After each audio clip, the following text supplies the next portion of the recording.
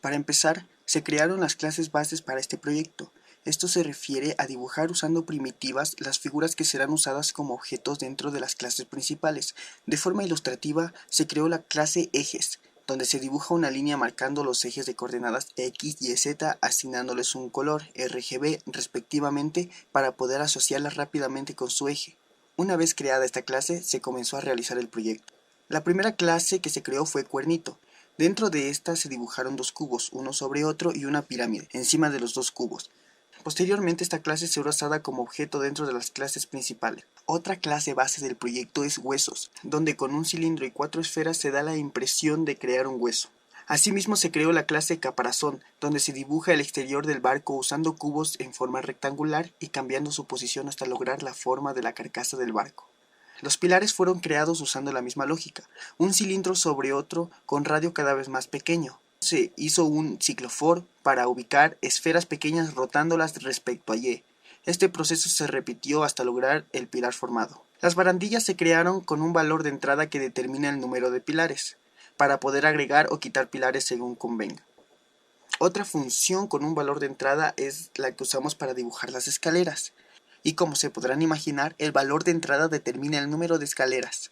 Adicionalmente al ciclo for, este tiene un conditional if, donde los números pares de la escalera tendrán un color más oscuro que el de las impares, esto con el fin de que no se pierda la impresión de que es una escalera, pues si es un color único, al estar todos juntos los escalones, se crea la imagen de un rectángulo recto. El timón se hizo con cilindros, uno encima de otro, para la base, y finalmente con el uso del ciclo for y estableciendo un centro con el eje Z, la rueda del timón. Adicionalmente a estas clases, se creó una clase donde se crea una pequeña simulación de agua, gracias a unas pequeñas partículas creadas con esferas moviéndose en forma senoidal para hacerlo a solas. Y para que no se vea un color plano mientras se genera el movimiento, agregamos un mat random que multiplique a uno de los componentes del color, dándole un rango donde varía ligeramente de color, pero sigue manteniéndose en color azul. Una vez creadas todas las primitivas, se procedió a ubicarlas en clases respecto a su naturaleza. Primeramente se hizo la clase cabeza. Esta clase, además de usar funciones glue y glut para hacer una esfera para la cabeza y discos para los ojos, llama a los objetos a las clases cuernito y huesos. Para el interior del barco se creó la clase interior barco. Esta clase es la que contiene más objetos, pues dentro se dibujarán 2 pilares, 5 escaleras, 2 barandillas y un timón. Para empezar, se necesita la base del interior. Esta base se hizo con 4 rectángulos, uno como base y los otros como soporte para el resto de objetos. Encima de la base que acabamos de dibujar se llaman a los objetos antes mencionados.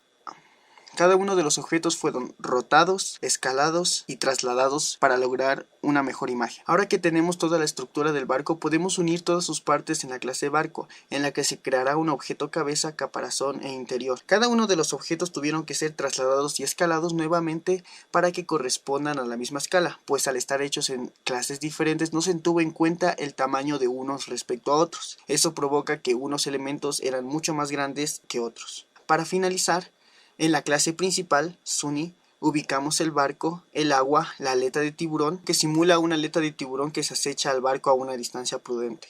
Después de crear los objetos, los ubicamos en nuestro display, donde nuevamente serán trasladados, escalados y rotados según corresponda. Finalmente, para dar el efecto del movimiento general al barco, se agregaron 2 rotaciones, una respecto al eje X y otra respecto al eje Y, además de una traslación que únicamente afecta al eje Y.